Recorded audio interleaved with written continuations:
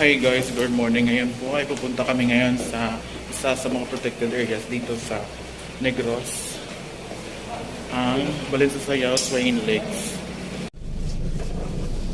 It's not as lake here. Oh, lake na ba?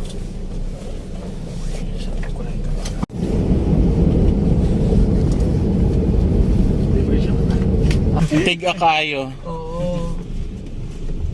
Ay, unang karayaan mo yun. Karayan. Padulong mo ang fiesta sa Dumaguete. Karon? Part 3 sa atong agihan June, medyo alusay jud ang dalan yun. Kag wide June. Imo balik ang minutes sa atong Wednesday. Ra, assist pa yura. Tumingtong na ko. Hindi mo trabaho.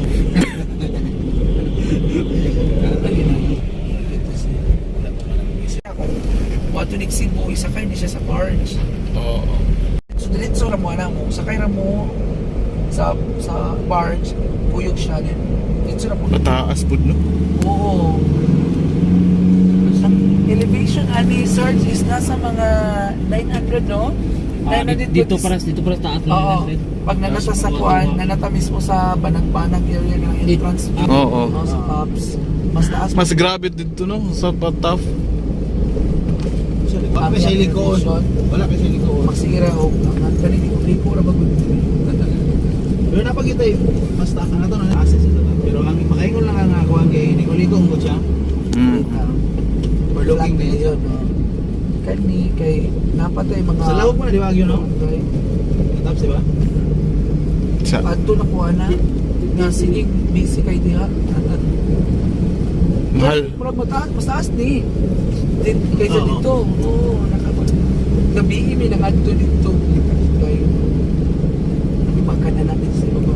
Plans niya sir is Dili traffic. dito tao, dili traffic. Yes, muna siyang Mount Gintabon. Means Gintabon, gatapon siya sa duha ka lakes na to. Ang the Lake Danau and the Lake Balinsasayao. So later, mas ma-appreciate natin na siya if clear yung sky. Later sa restaurant. Tinamoy mga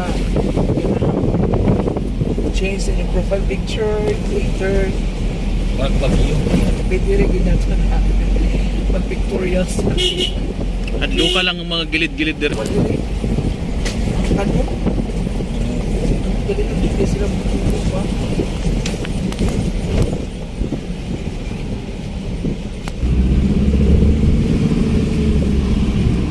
Murag na anata sa Star City. Char. Zero to the delay. Zero visibility to the delay.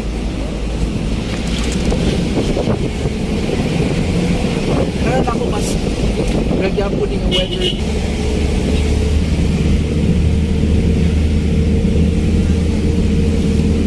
I think what good thing na puro makuha na ko is best one nga adlaw compare mag Sabado Domingo ang travel. Kaya big one mo ko diri dito.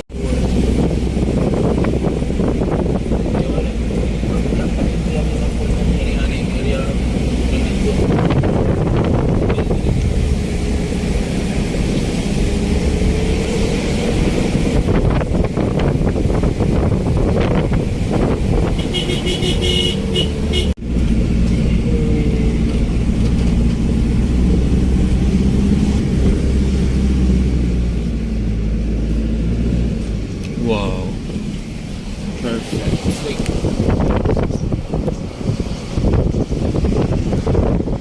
Ang rin pinaka-enjoy. Good morning! Dili lang sa ni, ang kuan lang sa ni silang pa-visit town. OMG, nandito na po tayo ngayon sa Balinsasayao Twin Lakes Natural Park Information Center. Ang ganda po ng kanilang information center dito sa Balinsasayao.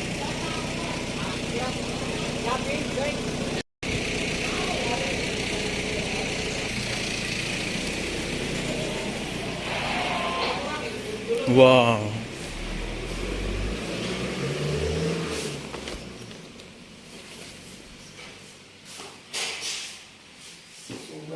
Welcome.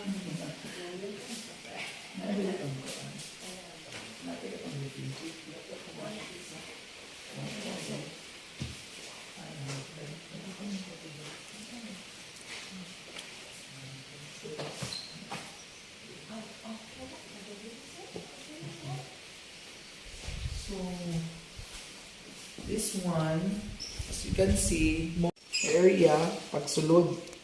Muna ang crossing dito itong dalan. Actually, din mo itong Dumaguete. So, dili nga area, saka dito sa may lalaan crossing, pasulod ni siya. So, muli ka itong atong ni tuyok ta. 5 minutes. Then, kung nakabantay mo na i-grotto shrine dito, area. So, muli siya dito kita. Then, kaangat-angat na kita ni. Then, this is the barangay Hanay-Hanay, katong barangay akong dimension. Last barangay, and then ni-ask gani mo to the breeding station. I think wala na ko nila, pero nani siya sa kilid area sa San Jose, no? May area po siya. And then, paangat ni siya going to the first entrance to Betilimpi. Muni ka to first gate dito. Itong pag-cross dito. And then, muni niya itong travel ganinang gabi-kulikot ha. Yeah. Oh, diha na na. So, after ani, ninaog ta, pag naog na to ana, niabot na ta karon sa Lake Kabalinanpan, the second gate, the entrance. So, nadiri makita nato ang Kabalinanpan. Ang Kabalinanpan na to nadiri sa kilid, no? So, ato na yung i-tour mo na ko unsay mga pwede na to possible makita, no? Then, going from here, natakaroon diri, mga 900 meters from this area, muangat ta sa padulong sa restaurant. So, we can have the restaurant at the same time ang viewing deck where you can see the Lake Balinsasayaw and naapo di ato ang viewing deck na di ato naapo ang restaurant. Picture man. So di ato mag picture and bird watching and unsa pa mga activities. So dili na to makita si Lake Tanaw. Yung twin. Yes, ang twin niya, if dili ta mo transverse through walking, trekking, hiking, or mag-boating ta. So, we have also falls, natin mga falls po diri, may area where we can actually travel po if kinahanglan nga mo cross ano niya. So, napo tay anang pinaka-kuha na mo diri nga ginadala ang mga bisita diri sa Ulayan Falls. So, pwede pero di ako nakuha og source of water. Yung bugnaw. Yes. Bali bugnawa kayo yung tubig ani. Diya sa Ulayan Falls. So, muna siya ang entire ko nato diri and we have also the second tallest na mountain, kaning Mount Pinsayawan, no? So, naapo diya daw ang Pinakalayo na na. Yes, very far na. And sa una, gina-encourage sometimes na mga katong mga hikers, diri na nila usually. Karon sa pagkakaroon, gina-limit lang ang mga muangat ani mo kira. Kay this is part of protected area, so mangayo gid sila o permission to climb this area kay naapo ni mga wild mga animals. Na yung mga stages o kuan na station 1, station 2. Dapat na siya SARS ng sa Pinsayawan, mga station. I think may campsite ra na i-provide dito na aragid. So, dali ragid siya, mawalk ra na siya within a day. So, no need na mo kung dito station. And makita ko ni Mount Pinsayawan if nara sa viewing deck area. Ito na nagtuon, if clear lang itong kuhan karon, well, pwede na ito siya nagtuon. By boat. By boat. Yeah, boat. Kaya ni ulan mo.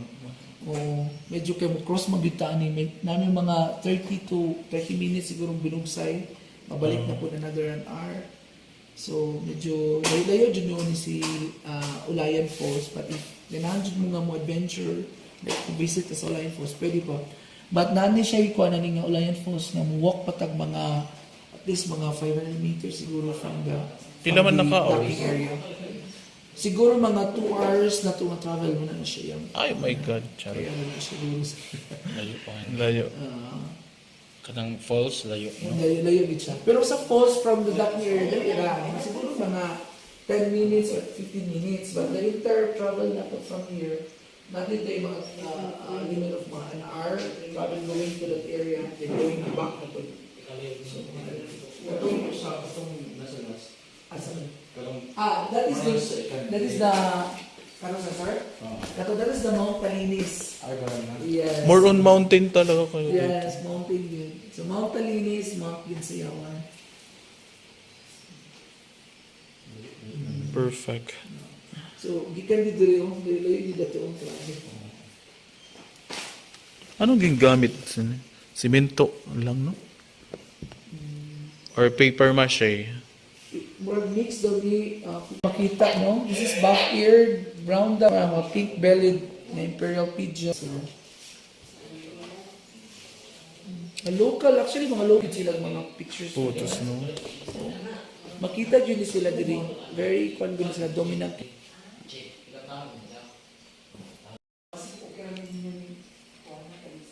Sige, video lang naman doon. Okay. Nice kayo iyo kuan, receiving area.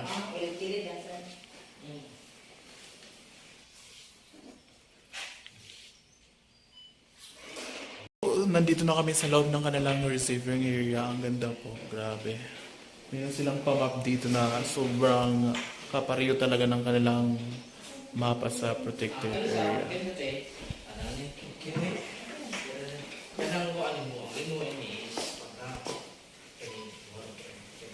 Ito yung kanilang customer service area.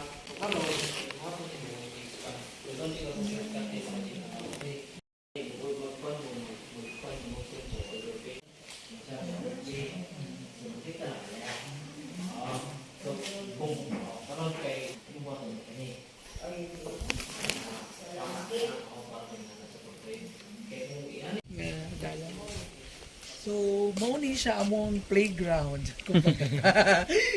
Muni among actually this is the parking area. Tuwa di ka parking area diri kay city. So we also control people going in, going out sa area. So 60 mostly, capacity lang. Yes, naaragid mi kung diri limit of carrying capacity. Nami limit of people to go up. Every day. Oh, then control ta nga tuong up ug down na og kay ang dalan magud diya is like kuan na gid siya. Mahimo isa ra gid ang makasaka. Oh. So every time nga nahimo saka iradyo gid siya. Nahimo na og iradyo gid siya. So naagi gi-provide nga mga parking lots diri kay para if ever na yung mga ganahan daghan mag-provide ni diri stop gid siya activities dito kay since you are controlled. So guys, nandito po tayo ngayon sa kanilang pinaka entrance dito sa Balanza sa Yachts Wayne Lakes. At ngayon po ay pupunta kami sa Kabalinan Pond. Kabalinan Pond. Nandito po si Kuya, isang staff sa protected area ng Balanza sa Yachts. Kuya, ano pong pangalan nyo? Ako po si Michael Hidlao. You Michael can call me Mayora. Wow! Part ba ng LGBT community? Yes po. Wow! Pare-pareho pala tayo dito.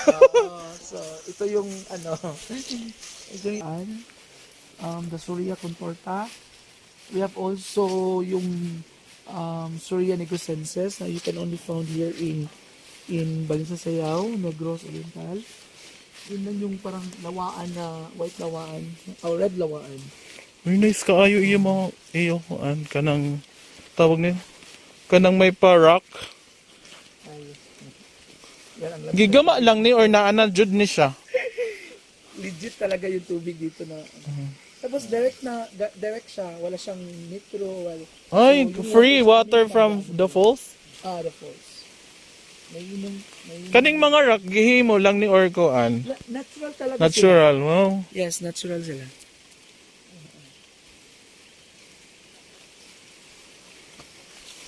Kaning iyong cottage guwapa oy. Oh my god. So, ito yung Kabalinan Pond where yung mga talinan nandyan is the Indian willow. Based sa study, dyan lang talaga sila tumubo. As Hindi in? sila nag-ano ng ibang species ng trees na nasa labas ng lake ng pond. So nandyan lang. Huh? Nandyan lang talaga sila. This week, no.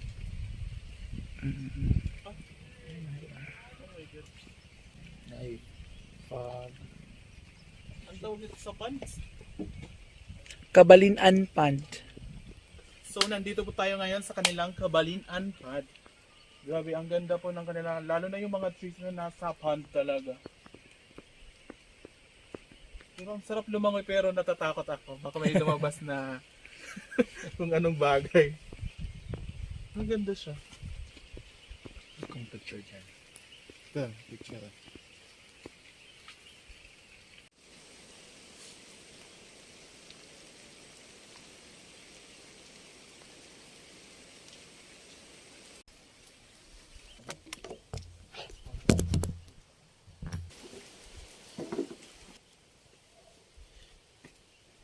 Grabe.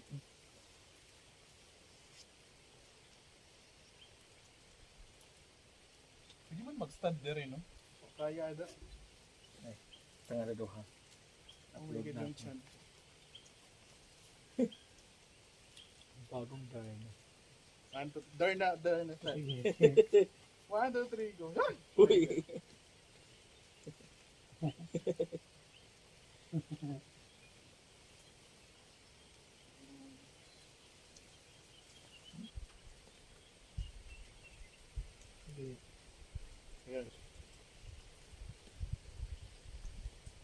So ito po yung kanilang cottage.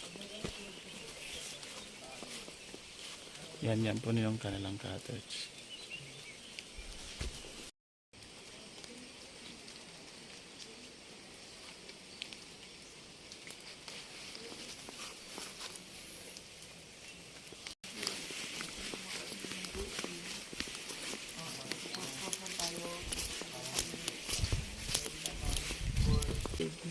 Sunod ang staff house ng kanish, dili pa ni staff house. This is the information office. Information office.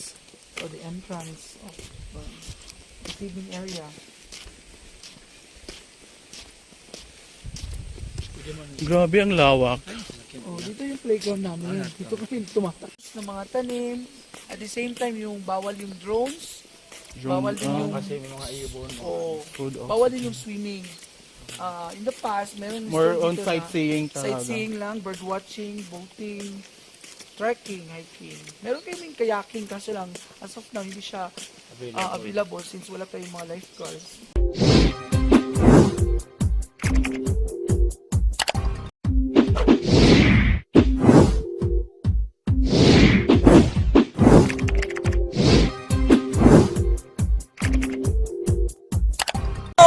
Hi guys! Subscribe to Mac Jids channel. Please subscribe to Mac Jids channel. Subscribe to Mac Jids channel. Please follow Summer Ladies Pride and Maxim TV. So behind that camera is one of my favorite local content creators. Make sure to follow Summer and Ladies Pride Facebook page now. Nag-choose channel, sana ipagpatuloy mo yung mga vlog mo. Kaya more viewers and God bless you.